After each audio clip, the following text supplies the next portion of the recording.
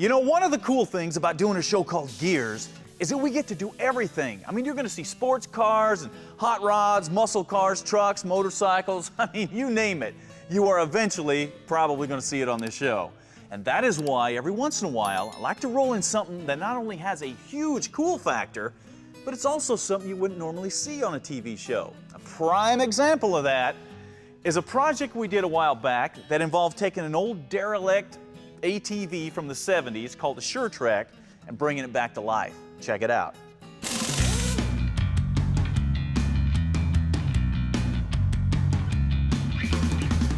The first step was to treat the SureTrek to some much needed fiberglass repair. You ready to do this, Craig? Go for it. All right. Oh, it's heavier than it looks. All right, thank you.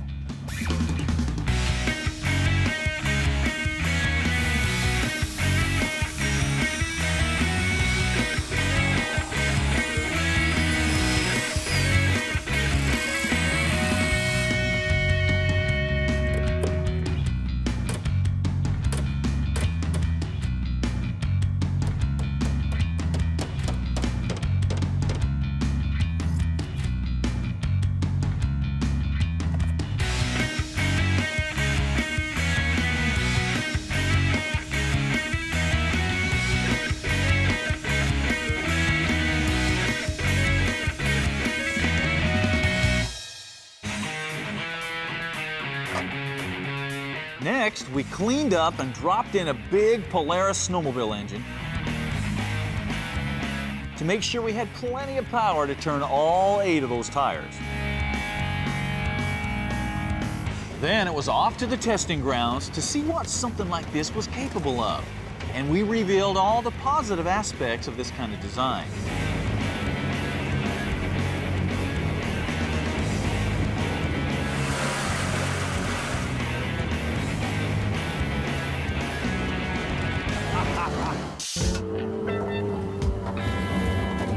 As well as some of the weaknesses. We found out why all the fiberglass is broken on this thing. You got some weak chains. Look at this. It snapped the chain in the front, just split that thing apart, and broke the chain in the back at exactly the same time. Look at that. So we got a strength issue here, which we'll take care of, and we'll get back out here. With the 8-wheel drive and the articulating body, the SureTrek will handle ledges and overhangs like any good ATV should. The only real limiting factor here is the steering, because when things get bumpy, well, you never quite know where this thing's gonna go. But it usually involves a tree. Of course, the response to this project was huge, and the question that we got over and over about it was, why didn't somebody actually build a real version of this vehicle? You know, fix the problems like the steering and things like that, and really do it right. I mean, there's no question that that design had the potential to be an awesome rig. Well, it's funny you should mention that, because somebody did build that vehicle, and they did do it right. It was called the GAMA Goat. The GAMA Goat began life in 1959 as the brainchild of the Chance Vought Company, who set out to build for the military a vehicle with an articulating body and drive wheels in both sections. The reasoning behind the design was that a conventional truck or tracked vehicle had severe limitations when it came to extremely rough, wet landscapes that had deep ravines, quicksand, and other serious obstacles. As you can see, they'd get hung up and stuck fairly easily. Since this was exactly the type of terrain that we were facing in Korea and especially Vietnam, the need for a lightweight, go-anywhere, all-terrain vehicle was paramount to carry troops and supplies into these inaccessible areas. With its 6-wheel drive, articulating body, and the ability to float, the GAMA Goat fit the bill perfectly. Because of that, the GAMA Goat served its country honorably for many years, until it was retired from service in the 80s and then quietly disappeared into the annals of military history. Now, I know you're thinking, wait a minute, Come on, that can't be all there is to the story. I mean, what kind of engine did that thing have, and how did it steer, and how did it work? Come on, we want those gearhead details. Well, we know you want that. That's what this show is all about. So that is what we're gonna give you, the rest of the story. Now, there's no doubt that the GAMA Goat was a very unique vehicle in a lot of ways, and we just happen to have one at our disposal. So we're gonna walk you through it real quick, show you how these things work. Now, I know it looks really heavy, but the body was made out of aluminum, which means there's no protection there. It's not gonna be stopping any bullets. But that aluminum and the fact that everything is sealed up gave the Goat the ability to float. And just like the little SureTrek, the tires are what give you your propulsion when you're in the water.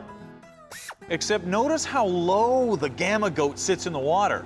This is definitely not for rough water crossings or for the faint of heart. The front section holds the engine, a passenger, and the driver.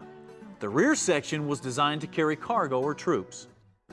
Power is provided by a supercharged 3-cylinder, 2-stroke Detroit diesel engine that runs through a 4-speed manual transmission. A 2-speed transfer case lets you choose between high or low range, and you have the choice of 2-wheel drive for the road or 6-wheel drive for when things get really nasty. And just like the SureTrek, this sucker's hard to get in and out of too. So I guess the really big questions are, where in the world do you find something like this? Can you get the parts to service it? And is it street legal? I mean, is this something that you could actually enjoy? Well, believe it or not, you can get GAMA Goats and all kinds of hard parts for them right off of numerous military vehicle websites, GAMA Goat websites, even eBay. I mean, I bought this thing right off of eBay. Then, of course, all of the oils, the antifreezes, the belts, the filters, those are all available at your local auto parts store. So, servicing is not a problem. Now, they are street legal. So since you can actually register these things to drive them on the street, man, people pick them up left and right quickly. So if you find one and you want it, you better jump on it. Now, one question that comes up all the time when people are restoring a military vehicle is, where do you get tires? And that is where the aftermarket steps in. Now, what we've got here are 6 brand new non-directional tread 11 by 18 military tires that we got from Coker Tire in Chattanooga, Tennessee. Now, this is the style of tire that everybody wants that's restoring a military vehicle. Except now you don't have to spend money on used junk from an Army surplus store because you can get them new. Now, to go with that, we also got new liners and new inner tubes from Coker because you have to use those when you are using a split rim. Now, the best part is Coker just doesn't have the 11 by 18 military tires. They make all kinds of military tires. So if you are restoring a military vehicle, now you know what to do about tires.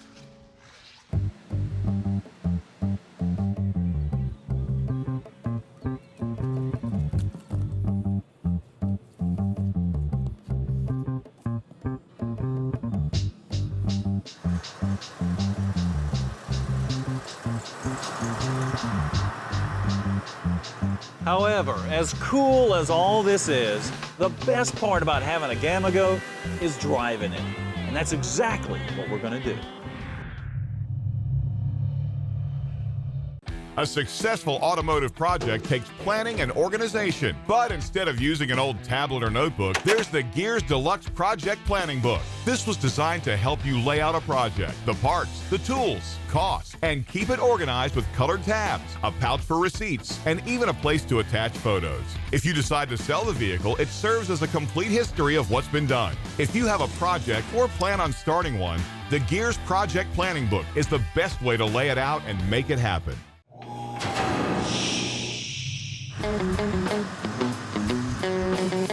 Welcome back to Gearz and our in-depth look at the legendary military vehicle, the 6-wheel drive GAMA Goat. The introductions are all done, and now it's time to drive this thing, and you are along for the ride. On the road, the Goat handles like, well, a GAMA Goat. And the unique steering makes this thing very controllable. But it can be a workout for the driver since the steering is not self-centering. And you better not be in a hurry, because at 50 miles an hour, you aren't going anywhere too fast.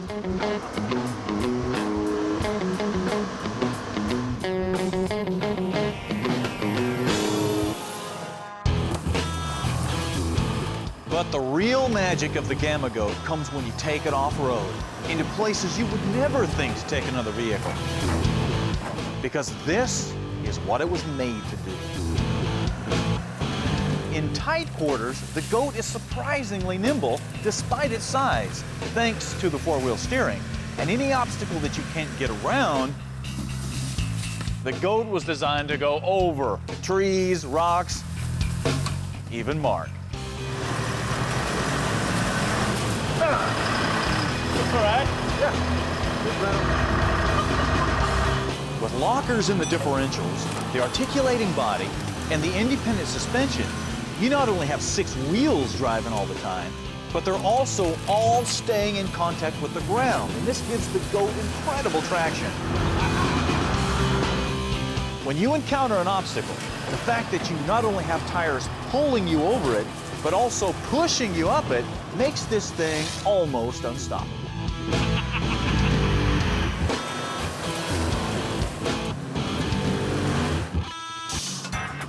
Matter of fact, in our quest to find what the limitations of this rig really are, we found that about the only way to stop a Gamma Goat is to hang it up somehow so you lose traction,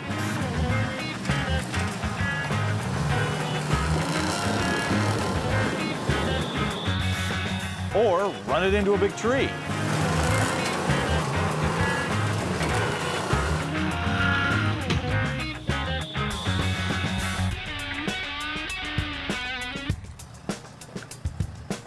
However, even those can be conquered by changing the line in the obstacle a little bit.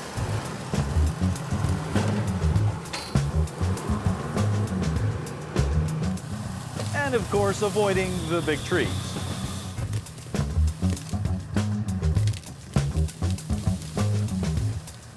Another really cool thing about this type of vehicle is you don't have to be concerned with how deep a mud hole is or the water is before you venture out into it, because the Goat floats, provided you remember to put your body plugs in.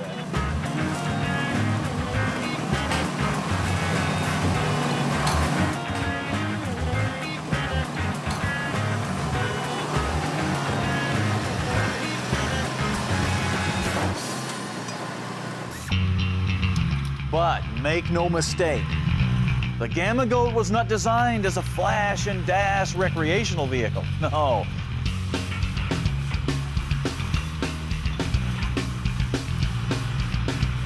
It was a rough and tumble, hardcore off-road vehicle built with a single purpose: to be the best, most versatile off-road vehicle on the planet.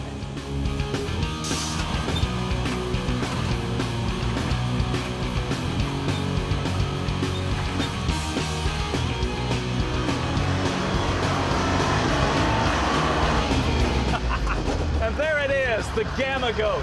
What an amazing vehicle and an incredible piece of history. Now, like I said before, these vehicles are out there and would make a great affordable project for you to get and tinker on. All you gotta do is find one, put it back to work.